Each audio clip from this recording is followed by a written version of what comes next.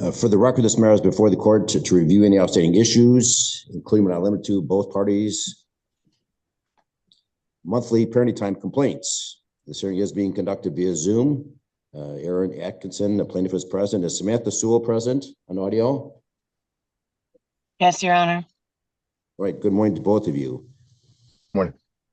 Since we're last in court, Ms. Pratt has conducted a custody parenting time investigation, which included an interview of all three of your children. Ms. Pratt has made a recommendation. Have both of you received a copy of Ms. Pratt's recommendation? Yes, Your Honor. I have. Okay. And the two of you have conferred with Ms. Brower this morning. And the court would note, Ms. Brower, maybe a mistake, but there appears to be an outstanding motion, a motion filed by defendant mother to modify custody.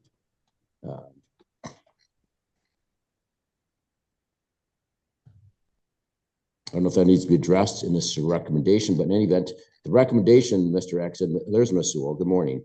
The recommendation is that the front of the court recommendation, Mr. Pratt, dated August 13th, 2024, be adopted. Specifically, mother's parenting time with Cadence and Isabel shall be every other weekend, Friday at 4:30 to Monday to school during the school year and during the summers, week on, week off, with the exchange at Sundays at 6 o'clock. Mother's parenting time with London shall be reasonable and liberal. Further, that the outstanding parenting time complaints filed with front of the court through July 8th be dismissed. It's also known that both parties have provided the court with essays, what they have learned from their high conflict solutions workshop. The court appreciates both of you taking that program. Hopefully it was beneficial. I'm not, the court does not order the completion of that class if it's a waste of time. So I hope that there was some value in that class for both of you to make life easier for each of you. All right, so Ms. Sewell, do you understand the recommendation? I do understand it. I understand what's wrote. I don't understand how we got here. Okay, so you disagree with the recommendation? Absolutely. How we got there is we have an independent, experienced front of the court facilitator.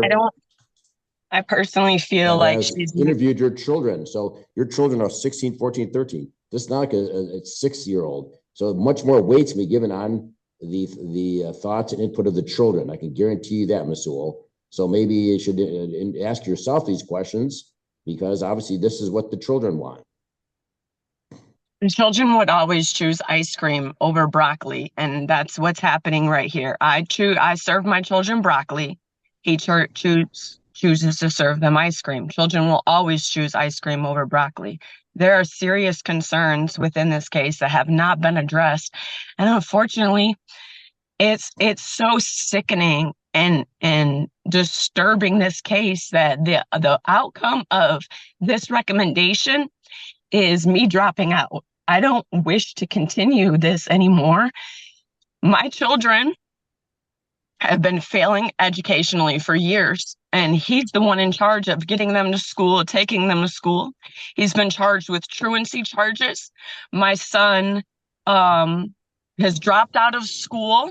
My children are depressed, suicidal, on medication, and all absence of their mother. But yes, continue the same path for them. Everybody agreed that something different needed to be done, and choosing the same sickening and despair life for them is enough for me to decide that continue on and do that.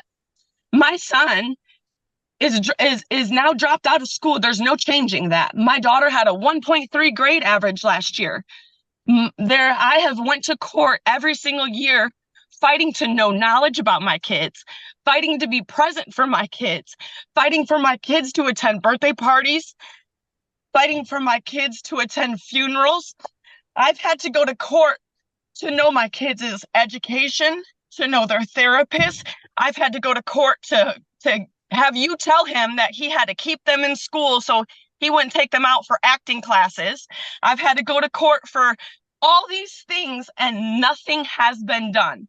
So now my children, 13, 15, and 16 years old, are on medication, failing classes, depressed, suicidal, sexual activity, talking to men online, absolute disgust, all and he won't do anything about it. I'm not allowed to be present. I'm pushed out of the way. So of course the kids want to choose whether they're not parented, not governed, and he's feeding them ice cream over broccoli. Absolutely, 100%. I agree with them.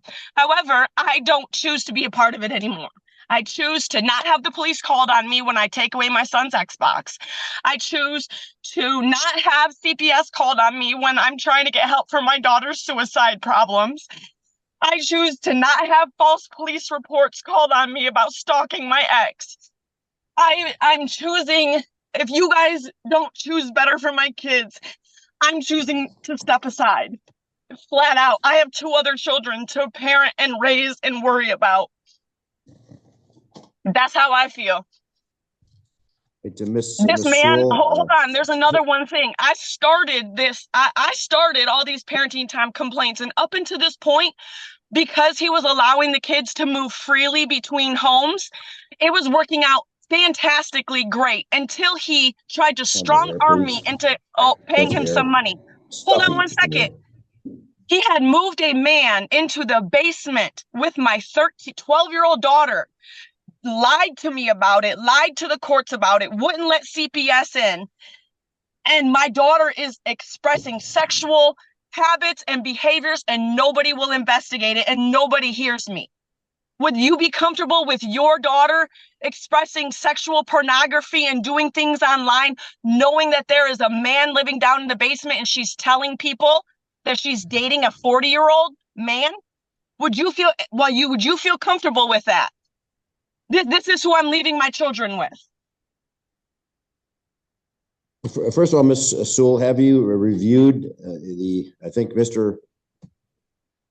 Axon filed in the court file, there's University of Michigan Psychiatric Emergency Department reports. I have. And Okay. Can I explain something to you?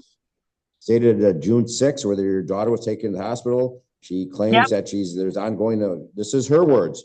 Yes, can I explain something to you? Her mother. Yes, can I explain something to you? So I just want to make sure that you don't need, want to make sure you saw these. I did. So I did, absolutely. And it made me bawl. It's so sickening because here's the thing. Here's the thing, Your Honor. Mr. Atkinson, I was explaining my concerns of what I was finding on her phone and explaining what I have known my son to do and explaining what we had just came across. The referee wanted to say that the kids were not allowed around each other and was concerned about incest relationships because what I was finding on Isabel's phone while she was in Mr. Atkinson's home.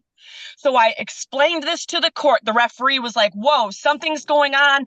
You know, the kids aren't allowed around each other. Mr. Atkinson went home and told Isa and London that I was accusing them of having an incestual relationship and blamed the entire thing on me. So she absolutely was so mad at me. And I think I provided text messages to the court where she was saying, my mom's so weird. She thinks I'm having sex with my brother and she thinks I'm having sex with my dad's roommate. But these are the things that I'm finding on her phone and I'm providing them to the court. I'm not having conversations with my daughter about what I'm thinking. I'm having conversations with Aaron Atkinson, trying to get to the bottom of it. And then he's going and telling he is showing her, even these classes, he is showing them the paperwork and putting it in their faces, absolutely causing problems. I've came to the courts every single year about things that I'm badmouth, I'm talked about. Of course the kids view me like this. This is 100% parental alienation, and the courts have enabled the abuse of me, the control of me, and I'm done. If you guys cannot see that, why would I be fighting for my kids to abuse them? All I want for them to do is do better in school. Hold him accountable to that court order. It's a court order for a reason. You're not allowed to badmouth me every chance you get. My kids don't need to grow up in a toxic environment like that. I love them so much and only want the best for them. So yeah, they hate me for making them clean their rooms. They hate me for grounding them, taking away their cell phone. I took away my daughter's cell phone because of the things that she was posting on TikTok and the boys that she was talking to. He turned around and bought her a new phone. After all this, I have There's no disciplining the kids. There's no wanting better for them. I am merely nothing more than a babysitter. So I choose to not do it. I cannot live, and I cannot be exposed to the police knocking on my door again, to the CPS, to the false CPS call. I've been dealing with this for far too long, far too long. And this is exactly what he wanted. So congratulations, Aaron, you've won. Congratulations. This is absolutely what you've wanted. I hope you're happy with the results. To be honest with you, I feel so bad for my kids, but I feel so bad for my kids' future that they have to live like this. 100%. The kid's therapist is his therapist. Can you imagine what my kids would say if my kids attended my therapist and all they listened to is negative lies that I said about my ex, the paid actor, the one that literally gets paid to make people believe his story?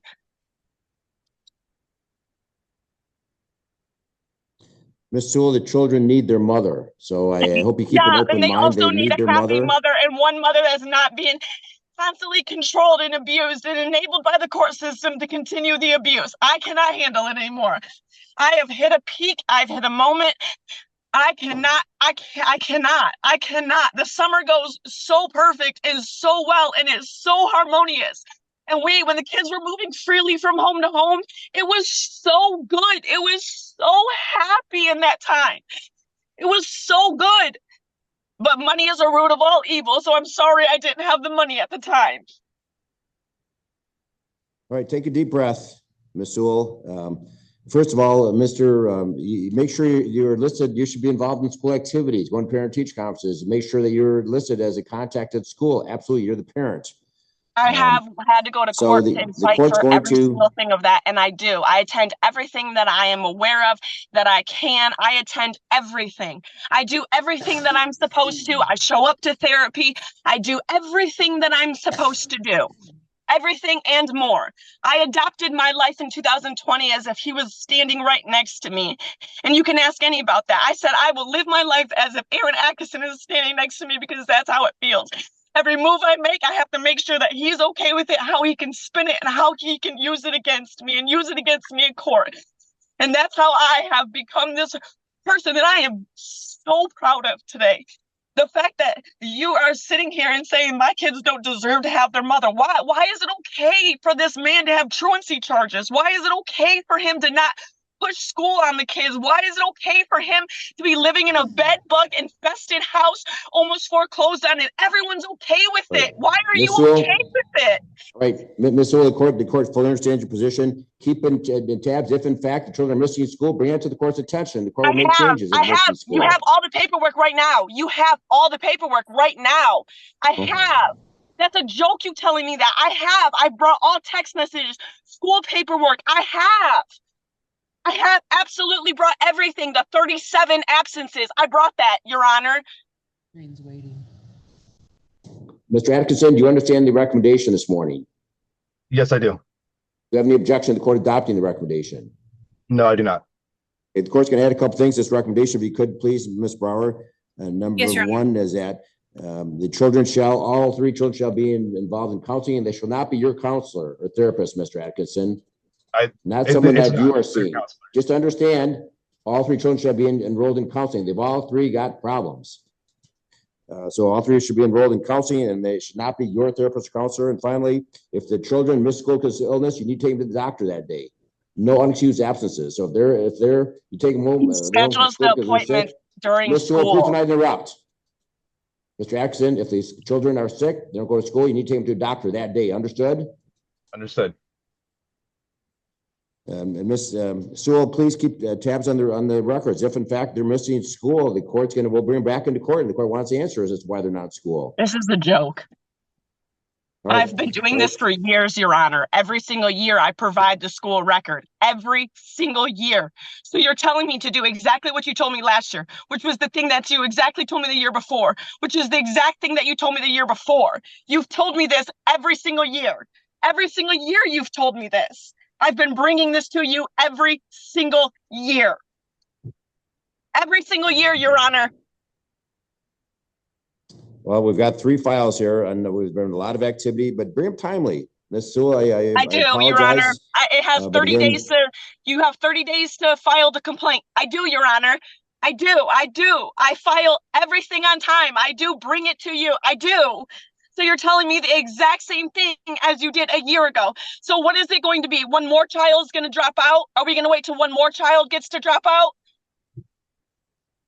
Bring it to Because the this court's could have attention, been Ms. Sewell. I'm prevented. telling This you, I will absolutely not could have ignore been it. Bring it to the prevented. court's attention. I have. I This will not ignore absolutely it. could have been prevented. I'm not going to talk over you, try to talk above you, Ms. Sewell. So court will adopt the recommendation. I will conclude this review. Do bring it to the court's attention, please. I will look at it. So please bring it to the court's attention, and the court's going to amend the recommendation with those Your Honor, can I ask something else? Sure, go ahead. So we have a thing on our court order that we are not supposed to talk about each other on social media.